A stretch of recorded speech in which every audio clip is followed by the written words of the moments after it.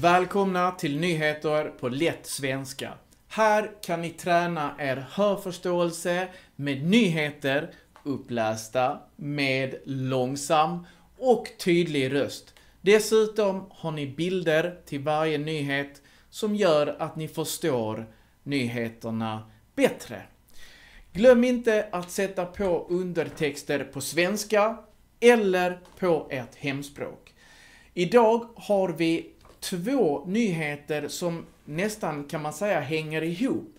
Och vi börjar med dagens första som handlar om prat om adoptioner. Under de senaste åren har diskussionerna om adoptioner intensifierats. Alltså det betyder att de har blivit det har kommit oftare och oftare och de har blivit starkare och starkare, diskussionerna. Det har till exempel uppdagats att barn i Chile har blivit tagna från sina föräldrar och adopterade till personer i andra länder. Svenska experter håller nu på att granska lagarna kring adoption. Och ett av förslagen är att helt förbjuda adoption av barn från andra länder till Sverige.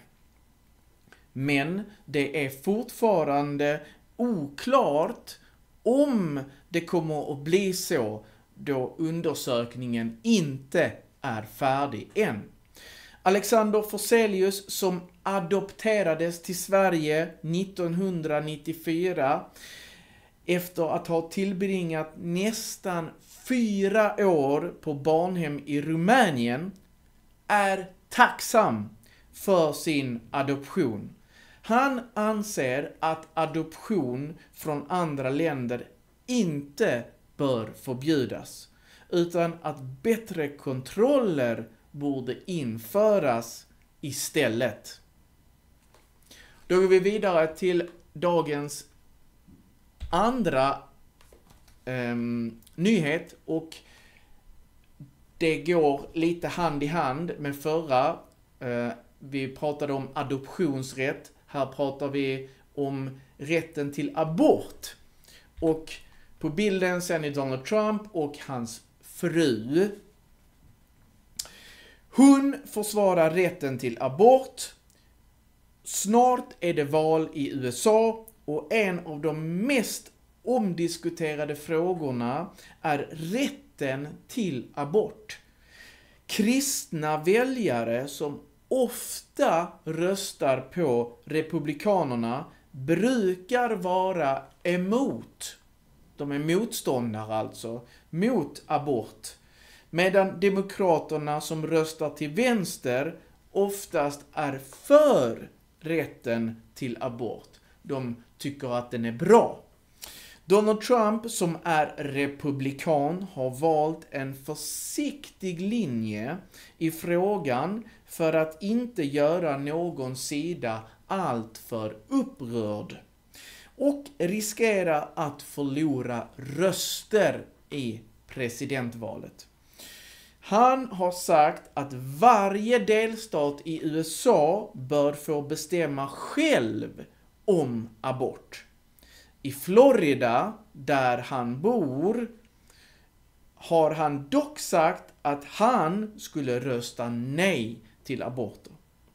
Nu har Melania Trump, som ni ser på bilden, Trumps fru, gett sin syn på saken. Hon har tydligt försvarat kvinnors rätt att bestämma över sina egna kroppar och berättat att hon alltid har stått för den åsikten. Nu har Melania Trump, Donalds fru, jag har tyckt så i hela mitt liv, säger hon i sin nya bok Melania som handlar om hennes liv enligt tidningen The Guardian. Hennes åsikt står närmare demokraternas syn på rätten till abort. vilket gör hennes uttalande särskilt uppmärksammat. Den 5 november är det val i USA och frågan om abort fortsätter att vara en viktig politisk fråga. Så Melania är alltså också för rätten till abort. Hon tycker att alla kvinnor har rätt att bestämma över sin egen kropp. Vi går vidare till dagens tredje nyhet. De lånar ut flest böcker. I Sverige har det blivit mindre vanligt, att vuxna läser böcker och många experter talar om en kris när det gäller läsning. Men i Värnäs, en liten kommun i norra Sverige, ser det annorlunda ut. Här lånar människor flest böcker per person i hela landet. Både för barn och vuxna. I genomsnitt lånar invånarna i Vännäs nästan 12 böcker per år, enligt en undersökning. Personalen från Värnäs bibliotek var nyligen på Bokmässan i Göteborg för att dela med sig av sina framgångar och förklara varför läsintresset är så stort just där. Bibliotekspersonalen i Vännäs arbetar tillsammans för att välja ut vilka böcker biblioteket ska köpa in. Det gör att det finns ett brett urval av böcker för olika smaker. Dessutom samarbetar biblioteket med andra bibliotek i Västerbotten, vilket gör det enklare för låntagare att låna och lämna tillbaka böcker på olika platser i länet. Biblioteket i Värnäs har även ett nära samarbete med skolorna i kommunen och är aktivt på internet där de informerar om vad som händer på biblioteket.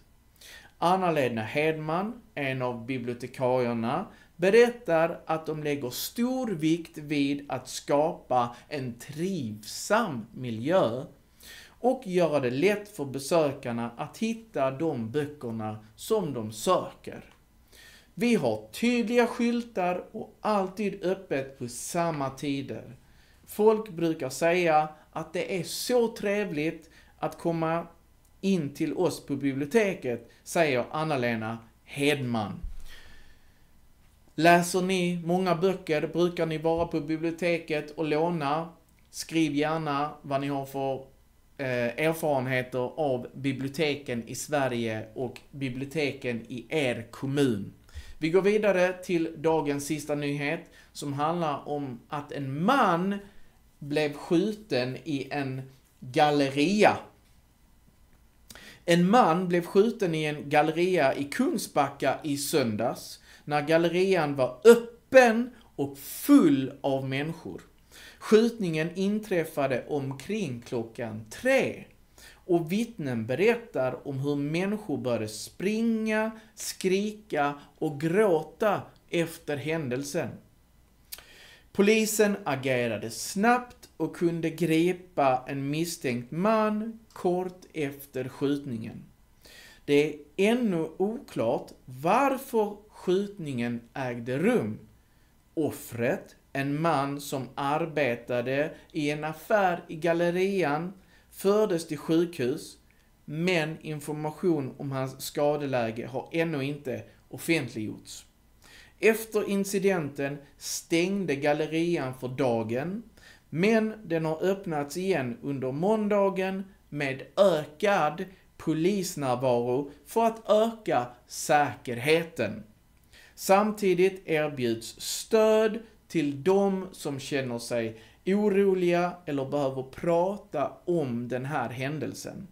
I Stadshuset i Kungsbacka finns personal tillgänglig för samtal, Särskilt med tanke på att många ungdomar befann sig i gallerian vid tillfället. Lisa Andersson, en politiker från Kungsbacka, säger att många människor behöver stöd efter en sådan traumatisk upplevelse. Det var allt för dagens nyheter. Vi ses i nästa sändning. Ta hand om er.